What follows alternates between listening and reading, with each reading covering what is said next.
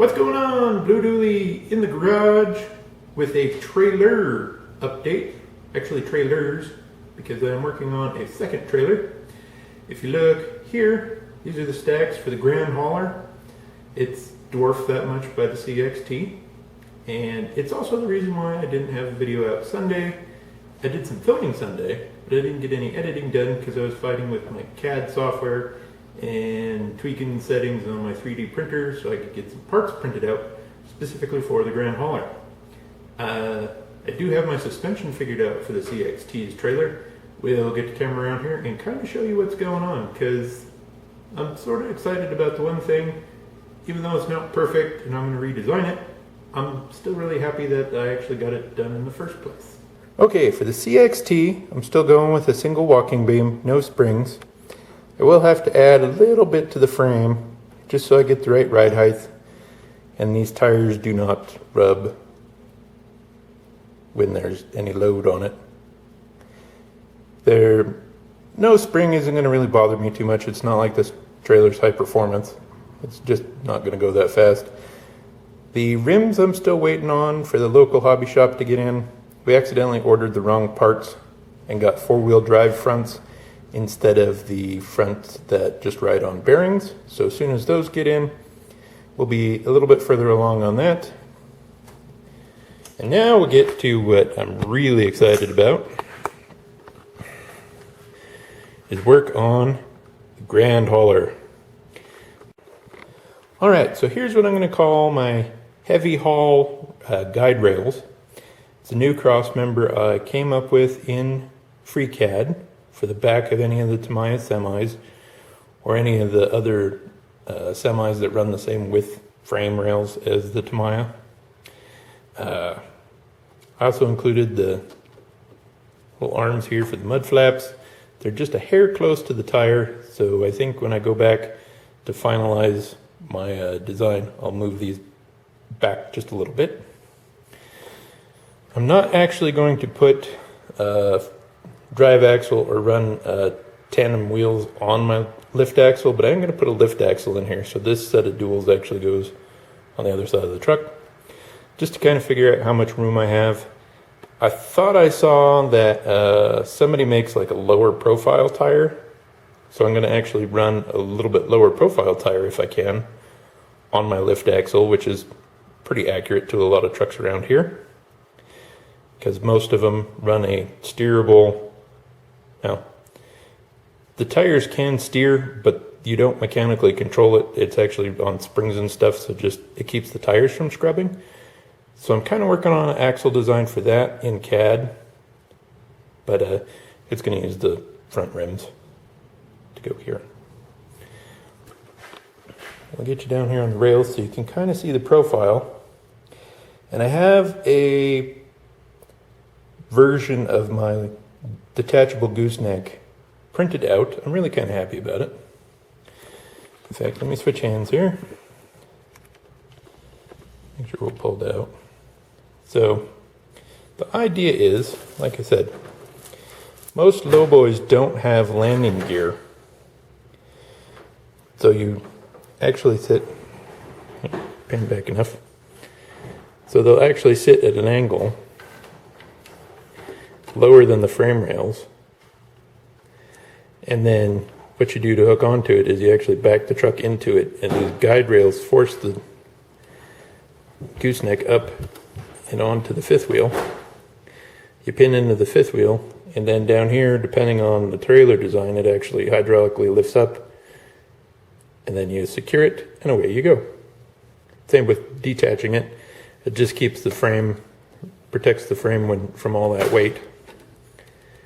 And then again, or also it works if, the last person who dropped the trailer dumped their airbags out and then put the landing gear down. So it keeps you from beating the heck out of the truck frame if the trailer's sunk in the mud a little bit, or if you've seen noobs drop trailers on asphalt without putting blocks under the landing gear. It gets hot, the trailer will sink. That's kind of what these rails are for. But this here is kind of the start of my trailer gooseneck hitch for my lowboy I'm going to build for this truck. And I wanted to kind of do something a little different. I haven't seen too many people put a stinger on the front. And I was kind of designing this trailer, or this entire unit. So if you don't have a really big 3D printer, you can print the parts out and then assemble it. I have an Ender 3 Pro, which has a 200 by 200 millimeter square that you can print on. These are just a little too long, and you actually have to turn it and position it to get them to print. So I'm going to probably cut them off a little shorter and make where the fifth wheel, the kingpin mount for the Tamiya goes. So it'll be separate from like here forward. So these ears will be separate. But that way you don't need a really, huge expensive 3D printer to print these parts out. All right, so the stinger is also to kind of keep the overall printing dimensions down. You can print out a lot of small parts quicker.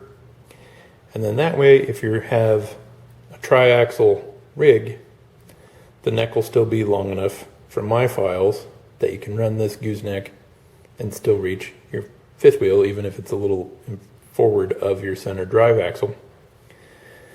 Which, if it wasn't and you had the fifth wheel positioned dead center, the neck could be too short. So that's kind of my thoughts behind that. I've seen a lot of low boys recently because farmers are starting to plant and they're moving a lot more agriculture equipment. I've seen a lot of thinner necks on stuff hauling tractors, including with the stinger. They usually sit flat.